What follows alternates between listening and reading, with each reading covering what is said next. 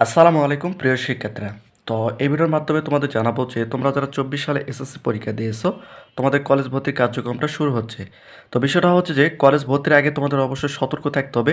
কিছু কিছু ছোট ছোট ভুল রয়েছে, যে ভুলগুলো করার কারণে তুমি কিন্তু কোনো কলেজে ভর্তির চান্স পাবে না। কোনো কলেজে যদি প্রথম পর্যায়ে তুমি যদি ভালো কলেজে পড়ার সুযোগ না পাও বা কলেজে চান্স না পাও, সেক্ষেত্রে কখনোই তুমি দ্বিতীয় পর্যায়ে তৃতীয় পর্যায়ে ভালো কলেজের চান্সের আশা কিন্তু করা যাবে না।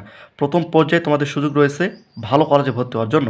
তো এই ভিডিওর মাধ্যমে কিছু ছোট ছোট ভুলের কথা উল্লেখ করবে এবং ভুলগুলো কী কী এই ভিডিওর মাধ্যমে তোমাদের জানাবো। ভিডিওটি খুবই গুরুত্বপূর্ণ, যেহেতু তোমাদের হাতে সময় রয়েছে।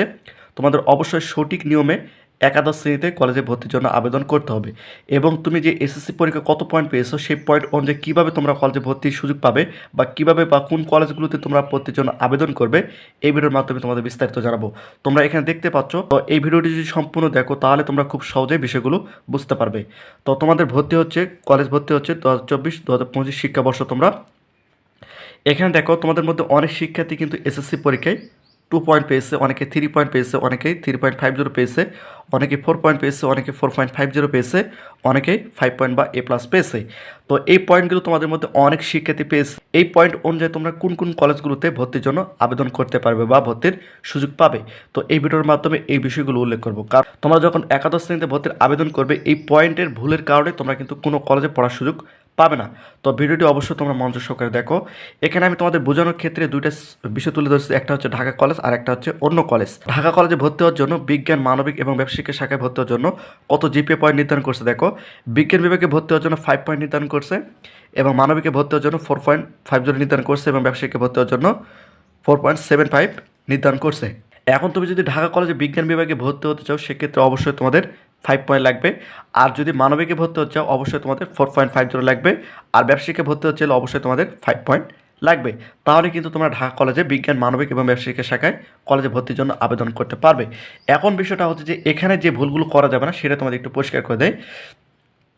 এখানে দেখো বিজ্ঞান বিভাগে ভর্তি হওয়ার জন্য ঢাকা কলেজ 5 পয়েন্ট নির্ধারণ করছে এবং তুমি এসএসসি পরীক্ষায় 5 পয়েন্ট পেয়েছো। এখন তুমি কি করতেছো যে আমি 5 পয়েন্ট পেয়েছি, সেক্ষেত্রে আমি ঢাকা কলেজে বিজ্ঞান বিভাগে ভর্তির জন্য আবেদন করব।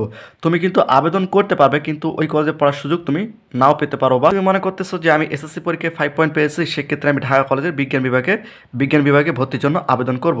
এখন বিজ্ঞান বিভাগে আবেদন তো তুমি করতে পারবে কিন্তু এই কলেজে পড়ার সুযোগ তুমি নাও পেতে পারো বা কলেজে ভর্তির চান্স নাও পেতে পারো। কারণটা হচ্ছে যে ঢাকা কলেজে বিজ্ঞান বিভাগে কিন্তু অনেক অনেক ভালো ভালো শিক্ষার্থীরা কলেজে ভর্তির জন্য আবেদন করবে বিজ্ঞান বিভাগে এবং তুমিও এ প্লাস পেয়েছো, আবার অন্যান্য শিক্ষার্থীরাও কিন্তু এ প্লাস পেয়েছে। প্রত্যেকজন শিক্ষার্থী তো ঢাকা কলেজে ভর্তির চান্স পাবে না। তখন শিক্ষকেরা কী করবে, প্রত্যেকজন শিক্ষার্থী সর্বমোট কত নম্বর পেয়েছে তার উপর ভিত্তি করে কিন্তু বিজ্ঞান বিভাগে পড়ার সুযোগ করে দিবে। এখন তুমি মনে করো 1100 নম্বর পেয়েছো, কেউ 1150 নম্বর পেয়েছে, কেউ তার বেশি পেয়েছে, সে অনুযায়ী কিন্তু তোমরা এই বিজ্ঞান বিভাগে কলেজে পড়ার সুযোগ পাবে। তুমি এ প্লাস পেয়েছো মানে যে তুমি ভালো কলেজে পড়ার সুযোগ পাবে এমনটা কিন্তু না। এখন তুমি এসএসসি পরীক্ষায় 5 পয়েন্ট পেয়েছো, মানবিকে তুমি যদি ভর্তি হচ্ছ সেক্ষেত্রে অনায়াসে তুমি কলেজে চান্স পেতে পারো এবং তুমি 5 পয়েন্ট পেয়েছো ব্যবসায়িকে ভর্তি হচ্ছে সেক্ষেত্রে তুমি অনায়াসে এই কলেজে পড়ার সুযোগ পেতে পারো বা এই কলেজে পড়ার সুযোগ পাবে। কারণ বিষয়টা হচ্ছে যে তোমাদের দেখতে হবে যে তুমি এসএসসি পরীক্ষায় কত পয়েন্ট পেয়েছো, সেই পয়েন্ট থেকে সর্বনিম্ন যে পয়েন্টগুলো কলেজগুলো নির্ধারণ করছে সেই কলেজগুলোতে তোমাকে ভর্তির জন্য আবেদন করতে হবে।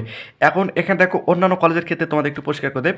এখানে দেখো বিজ্ঞান বিভাগে ভর্তি হওয়ার জন্য 4 পয়েন্ট নির্ধারণ করছে, আর তুমি যদি 4.50 পাও বা এ প্লাস পাও তুমি অন্যান্য কলেজগুলোতে খুব সহজে বিজ্ঞান বিভাগে ভর্তির সুযোগ পাবে বা ভর্তির চান্স পাবে। আবার এখানে দেখো মানবিকের জন্য 3.50, ব্যবসায়িকের জন্য 3.50। তুমি যদি এসএসসি পরীক্ষায় 4 পয়েন্ট পাও বা 4.50 পাও বা 5 পয়েন্ট পাও সেক্ষেত্রে এই মানবিকে এবং ব্যবসায়িক শাখায় অনায়াসে কিন্তু তোমরা পড়ার সুযোগ পাচ্ছ। কারণ হচ্ছে যে তুমি এসএসসি পরীক্ষায় 4 পয়েন্ট পেয়েছো, মানবিকে 3.50 সর্বনিম্ন এই কলেজে নির্ধারণ করছে, বা 4.50 পেয়েছো ব্যবসায়িকে ভর্তি হওয়ার জন্য যেহেতু 3.50 নির্ধারণ করেছে তুমি কিন্তু খুব সহজে এই কলেজগুলোতে ভর্তির পড়ার সুযোগ পাবে, এই কলেজে পড়ার চান্স পাবে।